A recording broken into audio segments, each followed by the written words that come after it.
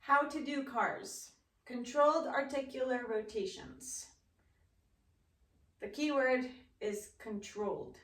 So we want to be moving through the fullest range of motion that our joints have currently with as much control as possible.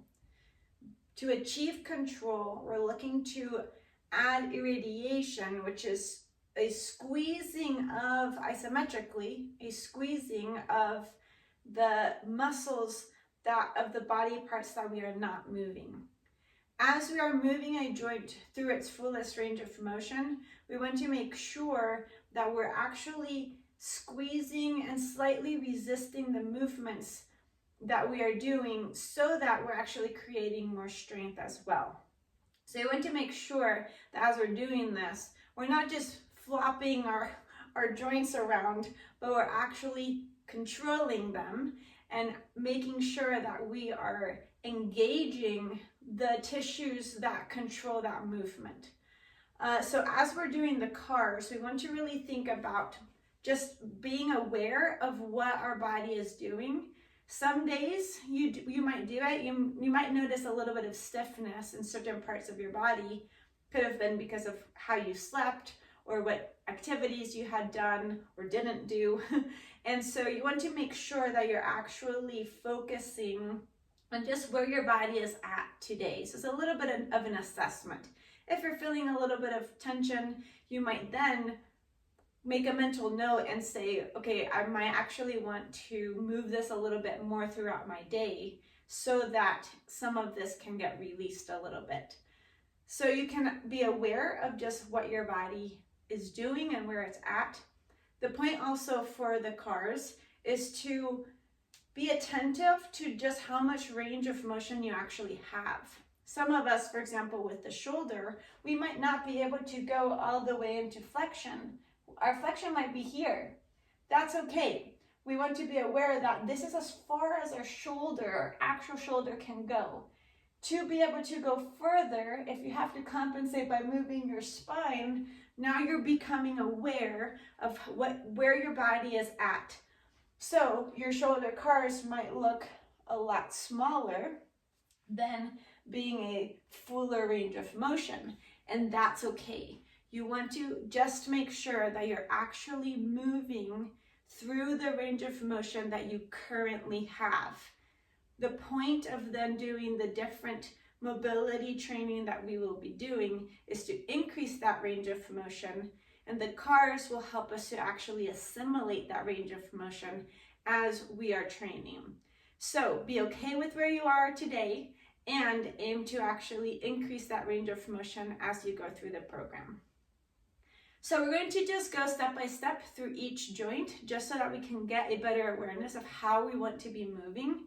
And as we're doing that, this is also a good way to assess where your body is at today. So you may want to have a video, have your phone or a computer or something, and take a video of your movement so that you can notice where you might be lacking some range of motion and where you might be having some pretty good range of motion. As you're doing the CARS, make sure that you're being really attentive to pain. We don't want to experience any pain as we're doing the CARS. So you really want to make sure that you're thinking about avoiding that pain. Maybe you're bringing your chin down towards your chest and you feel a little bit something in the back. Well, then maybe don't go as far. Maybe when you're bringing your shoulder up and you're starting to rotate, that doesn't feel good. Well, then avoid that pain, and instead of going all the way up and rotating, maybe you're slightly kind of going out to the side. Be aware of your body. Listen to it. It's actually communicating to you so that you can actually give it what it needs. So as you're assessing, you're going to want to see just if you have any pain and where the range of motion that you currently have is. At the end of the 6 weeks of the program, you will actually be able to do a new assessment, and you'll be doing the CARS daily. So you should be able to see that you're actually getting better range of motion as you're progressing. And that should be really excited as you go through it. So CARS are just a really good way of making our body move well and have a little bit of movement in our day at the very start to prepare our bodies for the movements that we are going to be doing throughout the day. And also, again, to assimilate the new ranges of motion that we're actually creating in our body. So we're going to start with our neck. I like to start kind of head to toes just so that I don't forget any of the joints as I go through. You want to think, so with the neck, you want to think about bringing your chin down to your chest. I'll come a little bit closer so you can see a little bit more. You're going to bring your chin straight down. So you're just kind of pulling down. Remember, you're radiating, so you're squeezing through your legs, your core, your arms, your back. As you're bringing your chin down, you're going to then keep it fairly close and think about scraping your collarbone. You're then going to look over your shoulder, so your chin has lifted a little bit. You're going to lean the ear back, so you're going to feel a nice stretch through the front of your neck. You're going to lift the chin up towards the sky. Here you might feel a little pinchiness in your back of your neck. If you do, just don't lift your chin as high. So you're going to lift up, feel the stretch through the front of your neck a little bit further, bringing the ear towards the side again. Rotating, so you're looking over your shoulder first, and then bringing your chin down towards your collarbone, scraping it and bringing it back towards the middle. So here you should feel a nice stretch through the back of your neck. So see how I'm making fists with my hands? I'm trying to radiate through my arms, my legs are squeezing, my abs and back are squeezing. So making sure that the rest of our body is engaged in this movement. So we're going to go the other direction. So you're going to bring your chin down towards your chest, rotate your chin, scraping it across your collarbone, looking over your shoulder, leaning the ear back. So now you're feeling a stretch through the other side of your neck, looking up towards the sky, leaning your ear towards the other shoulder, looking over that shoulder, pulling it back down, scraping the collarbone, bringing it towards the middle, and relax. Now, some things to look for with your neck. Sometimes when people are doing this, they start to lift their shoulders and they start to kind of compensate through the shoulders. Try to keep your shoulders fairly relaxed so that the only thing that's moving is your head and you're feeling the stretches and movements coming from your actual neck. So be aware of that. That's a common compensation that we have. Now we're going to move towards our spine. So our spine is made with 24 vertebrae.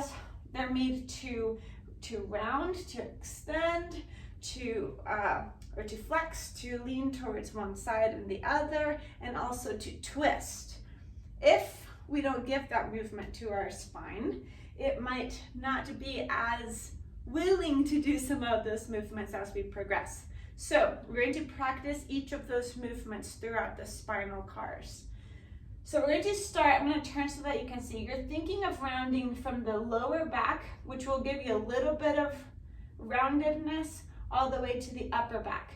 Now, a common compensation for this is people start to lean forward and they're actually hinging at their hips instead of rounding through their spine. So see how when I round through my spine, even through my lower back, my shoulders are still on top of my hips.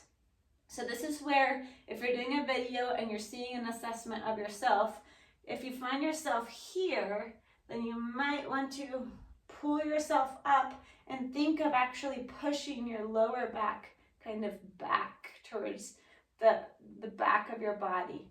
That one comes with practice, so just keep practicing. That's why we do the cars every day. So we're going to start with the spine. Think about rounding each vertebra. So sometimes you can think of going from the top, and you're squeezing through your arms, you're squeezing through your legs, and you want to keep your hips from moving. So almost think of squeezing from like your hips all the way down. So rounding from the top vertebra, keep continuing to round all the way until you start to feel the rounding through your lower back. For some of us who are a little bit more able to round through the lower back, you might be having your shoulders really rounded down towards your hips. For some of us, we might be just here, and that's okay. Again, this is where we're learning what movements our body actually has. So thinking of rounding through all the vertebrae, keeping the hips from moving, you're going to rotate to one side. Now here, a lot of times people push with their hip and prevent the twist from coming from their spine. So really think about, as you're twisting, you're keeping your hips totally square so that when you turn, the turn comes from your spine. So rotating, you're going low, then you're rotating, then you're leaning your back shoulder towards the back. So here you should start to feel your lower back pushing forward. Hips and legs still are in the same position. You're gonna lift up through your spine. Now here you wanna think of arching your back. So your lower back pushes forward, your upper back pulls kind of back. Think of lifting your chest up towards the sky. As you're doing this, your legs are squeezing a lot. Another compensation is to push the hips forward. So again, we're keeping the hips braced. They stay under the shoulders. Even in this position, as you can see, I'm still stacked. So you're lifting up from this position. You're going to lean your back shoulder towards the back of the room. You're going to round your spine so that your elbows come towards the middle of your body, like towards your hips, and then bring it back towards the front. And then you're going to reverse that. So I'll face the front so you can see it from the front. So you're rounding, you're rotating, you're leaning, lifting up towards the sky. So lift the chest up, leaning towards the other side, rotating, coming down towards your hips, rounding the spine, and then bringing it to the middle. Wonderful. So yeah, with the spine, you want to be aware the compensations are, especially the hips, kind of trying to take over. So as you're twisting, your hips are kind of moving all over the place. Don't let your hips be your spine. So really, if your movement is a smaller movement, but your hips are staying still, that's ideal. So aim for that instead. Our next one is going to be our shoulders. So our shoulders and our hips are made to, they're kind of like a ball and socket sort of joint. So they're made to rotate, they're made to lift up and like extend, flex. They're made to rotate in all sorts of directions. If we don't give our body that movement, again, it will stop actually being able to access that movement. So you want to make sure that we're constantly telling our bodies that we still need this movement. So with our shoulders, we want to be attentive of moving through this bone, the humerus bone, which inserts towards the capsule of the shoulder. So this is made to rotate. A lot of times people will use their scapula to kind of cause movement in it. As we're doing the shoulder cars, really think about isolating. So you're keeping your shoulder blade from helping so that most of the movement is actually coming from your actual shoulder joint. As we're doing this again, some compensations. Our spine, other parts of our body like being other parts of our body. So our hips like being our spine likes being our shoulder. So as you're lifting, especially, be attentive. So I often keep a hand on my rib just to make sure that as I'm lifting, I'm not actually lifting my ribs up towards the sky and arching my back, but I'm keeping my ribs tucked in and the flexion just comes straight from the shoulder. So just being really attentive, again, we're learning attentiveness in our body, that as we're moving, so with the shoulder, you're going to bring it up towards the sky. So palm is going to be facing up, kind of towards the middle of your body. You're going to lift up, and as you're coming up, your hand is going to kind of rotate so that your hand faces your head. It's going towards the inside of your body. You're going to lift as far as you can go, keeping the ribs tucked, keeping the legs super braced. You're going to rotate from this bone out. So your palm starts to face out of your body. As you're rotating, you're going to think of continuing to rotate and torque, and then you're pulling behind you. So here is where the scapula sometimes likes to help. It kind of wants to pull back. Try to keep your scapula fairly relaxed so that movement comes from your shoulder. So here you're acting like you're trying to catch something behind you. You're going to keep rotating through the bone so that when you come down, your hand is facing out. So you've rotated the whole way. We're going to reverse it then. So keeping it in this position. Also here, sometimes we kind of want to round. So really try to keep it straight and braced. So from here, you're squeezing through everything. You're going to pull behind you as much as you can. Some of us might be pulling this far. That's okay. Be attentive to where your body is at today. So you're going back as far as you can.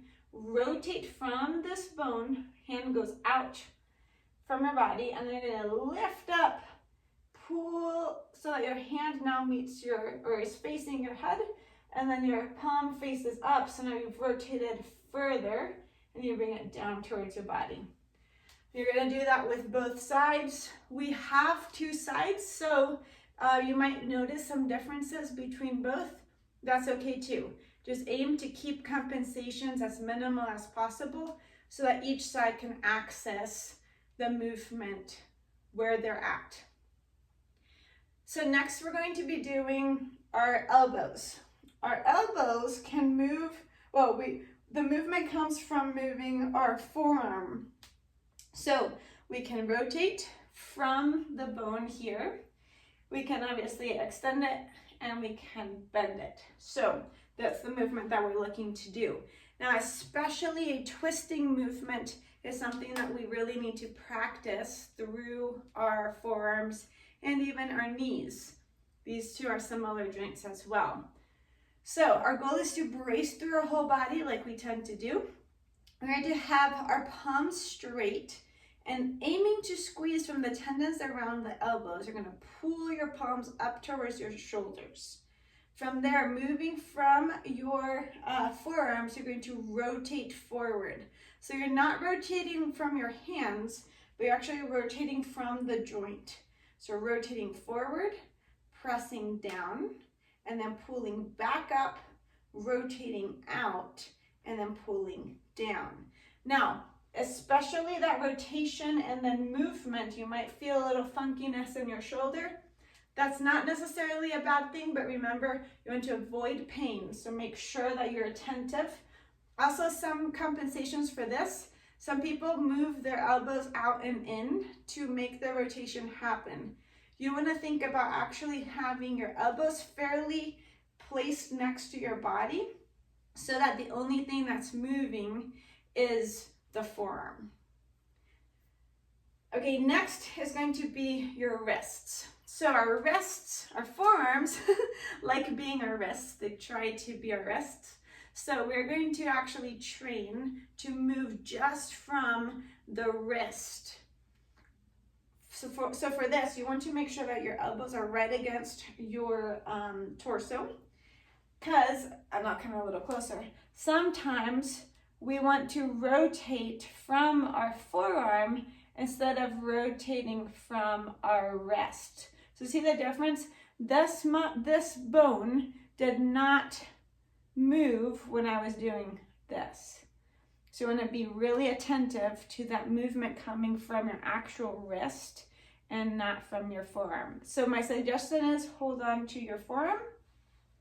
You're going to keep your palm straight. You're going to pull your fingers straight down towards the floor. So just going as far as you can. Some of us might be here. That's okay. You're going to pull as far as you can, and from there you're going to rotate out. So see how the forearm doesn't move, it all comes from the wrist. So you're rotating. From there you're going to lift straight up. So notice that I didn't kind of pull, it's all from the wrist. So it's almost like you're trying to flatten and pull your palm towards your chest. And you're going to rotate out. You're going to pull straight down, rotate out again, and then you're going to reverse it.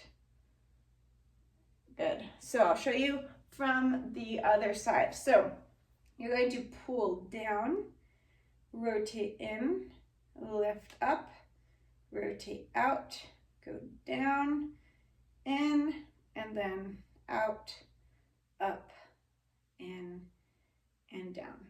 Awesome.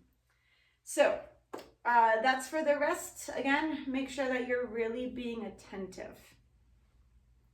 The next is going to be the scapula. So this one, sometimes people have a difficulty even making the mental connection with the scapula. So just think about your shoulder blades, the back of your shoulder, and think about trying to isolate them as much as possible.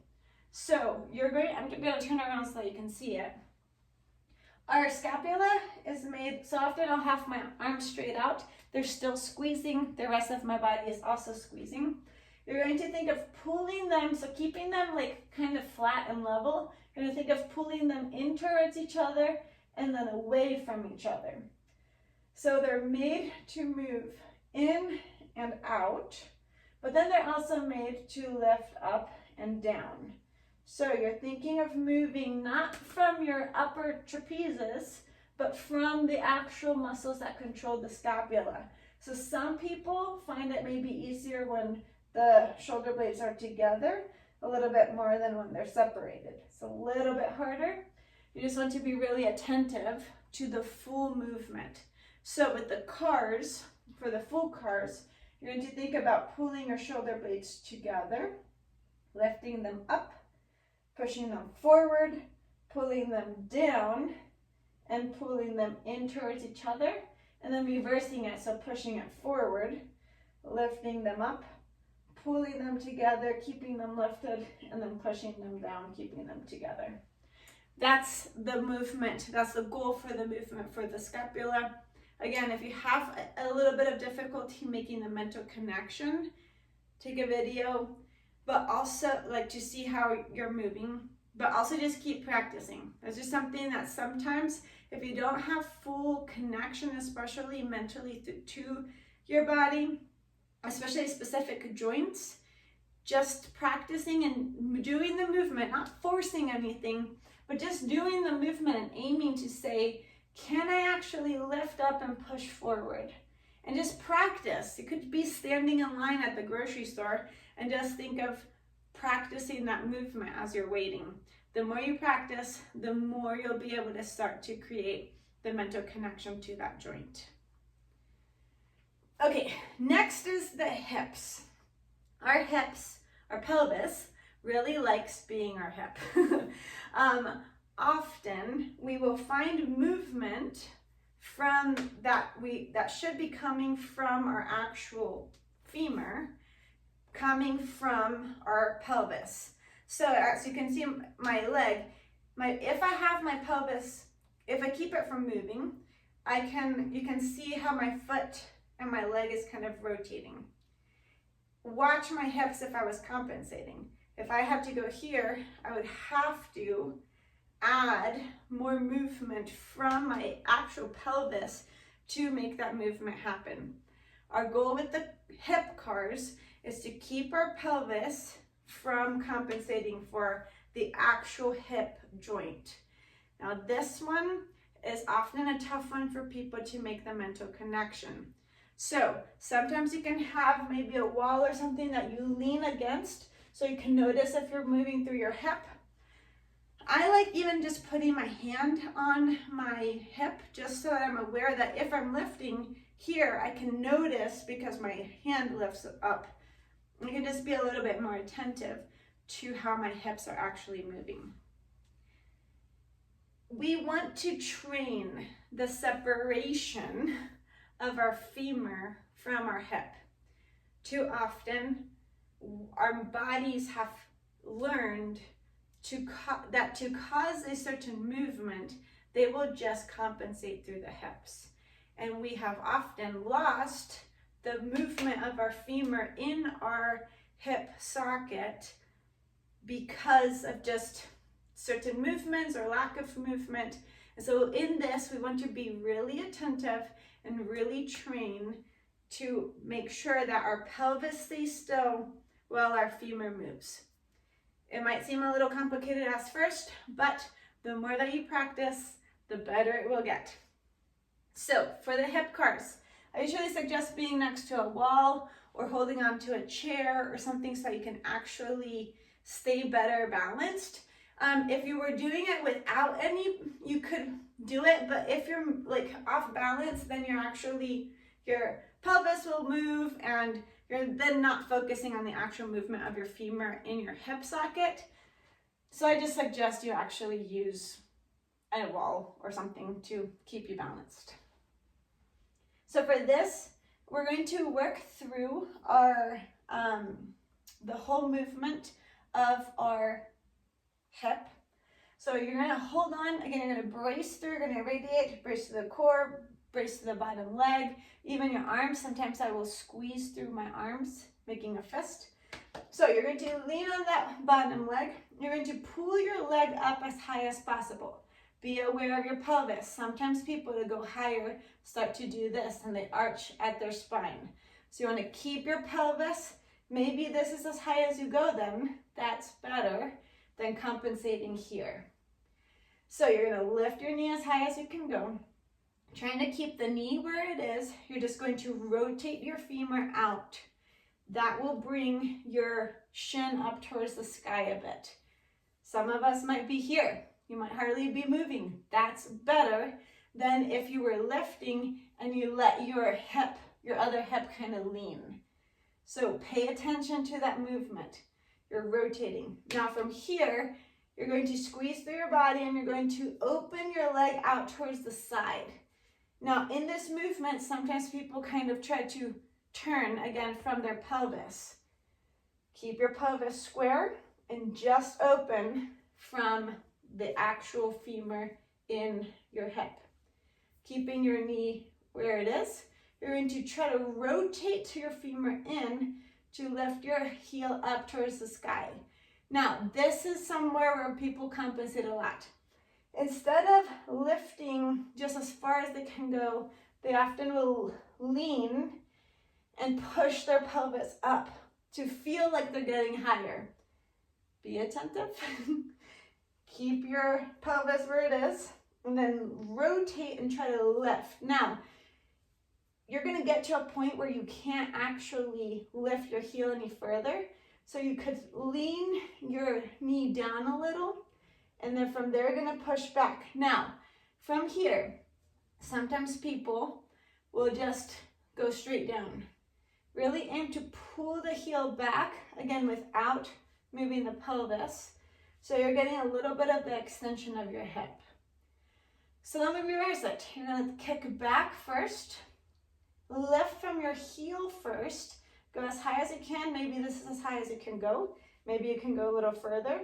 Rotate like you're kicking a ball, lifting up, having it straight, and then releasing.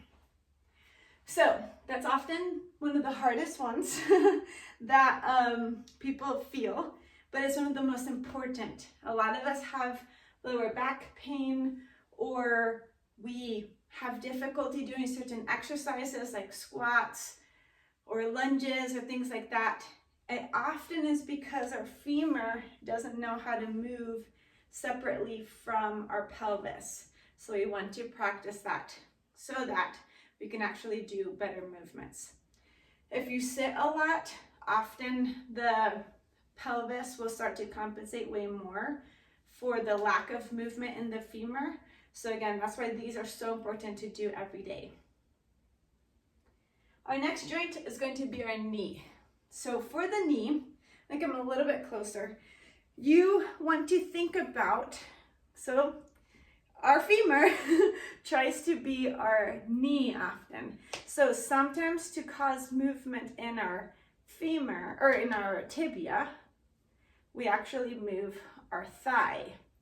So you want to think of holding onto your thigh. You could be sitting, you could be on a chair or on the floor. Hold onto your thigh so you can notice if you're trying to move from your upper leg and not from your lower. So from here, you're going to think about pushing, balance. Think about squeezing, lifting your foot so that you're thinking of moving from here. So feel your anterior tibialis, this muscle here. You're gonna rotate in and out. So you're just gonna practice that movement. Sometimes people move their ankle and not their knee. So really make sure you're moving from the knee. With this, we're going to move into the extension and flexion as well as the rotation. So you're going to be lifting, you'll be rotating and lengthening. And as you're lengthening, you're keeping that position. So if you're on the outside, you rotate in and you pull in. And that's where often our thigh wants to help. So try to keep your thigh from helping as you're practicing the movement. The next is ankles. So with the ankles, often, sometimes our tibia then wants to help with that. So with the ankles, you just want to think of moving as far as you can. Super important to get all of the movement. Our ankles are similar to our wrists. So you want to make sure that you're rotating through your actual ankle as opposed to rotating through your tibia. So I'm going to lengthen here, but you're going to point. You're going to turn in, lift up, go out, in, and down. And try to isolate it from your actual ankle. That was a little bit more simple. The next is going to be our toes. Our toes are actually made to move, and often we don't give them space to be able to move well. So this is why we practice moving them every day. So you're going to think about, come a little bit closer. Okay. You're going to think about having them flat on the floor. You could be sitting on the floor, on a chair, or stay standing. You're still bracing through your whole body. You're going to think about keeping the ball of your foot flat, and you're going to lift all of your toes off of the floor. Now, sometimes people kind of rotate, so try to stay fairly square to the floor. So you're just practicing this. Now, you're going to keep the 4 smaller toes on the floor and only lift the big toe. When I first started doing this, I could not lift the big toe of my left foot. I just would try as hard as I could, and I couldn't do it. It required practice and just aiming to do it even if the movement didn't happen. So just keep practicing. Lifting and having this movement in our toes is super important. If we run a lot, if we're doing lunges or many other movements throughout our life. So make sure that you're able to do this at some point, so keep practicing. You want to keep your big toe down and then lift the other 4. Here again, some people really hardcore rotate. Try to stay fairly flat with your feet. Now, keeping the ball of your foot flat on the floor, you're going to lift all of them, spread your toes out, and you're going to lower pinky toe to big toe, one at a time as much as possible. Notice if you have a couple that might be going at the same time. That's again, just practice, just focus. Maybe if you're sitting somewhere at home, practice doing these. And then often I just like to scrunch because that's a really important movement as well. The next one is going to be the kneecaps. This is the last one. The kneecaps are really important to actually move. Some people find this a little creepy because it is a little strange, but our kneecaps are meant to actually fully move in a full circle. So and if you don't have certain movement, you really want to encourage that movement. So even though it might feel a little creepy, this is part of your body. Be grateful for it and explore it. So what you're going to do is you're going to use your thumbs. I usually start from the top. So find your kneecap, and you're going to think of pressing forward or down your leg from the top onto your kneecap. So you're pushing that forward, and you're just going to rotate all the way around. So as you can see, I'm just taking my thumbs and I'm making a full circle around it. As I'm doing that, I'm pressing, and the kneecap is moving in the other direction. So as you're doing that, you're actually going to get some better awareness of your kneecap. Our kneecap is made to move, especially as we are bending our legs. And so we want to make sure that there's some good movement, especially forward and back, but also side to side, so that if there isn't, we can actually increase that movement. We need good knee health, and this is part of it. So you'll do both sides as you do the cars every day, and that's it. You want to practice, just be aware, be kind to yourself for where you are right now, knowing that you're actually practicing to get better, to gain better range of motion. And the more that you're actually doing these movements, even if it's imperfect, it's still communicating to your body that you need this movement, that you want this movement, and so your body can start to give you a bit more. So as you're doing the cars every day, just be patient and be persistent and consistent.